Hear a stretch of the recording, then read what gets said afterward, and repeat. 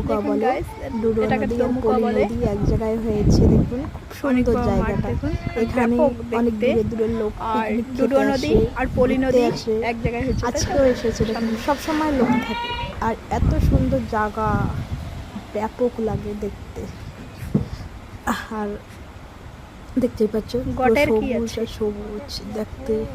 আর আমার ভাস্তি খুব ভিডিও বানাচ্ছে।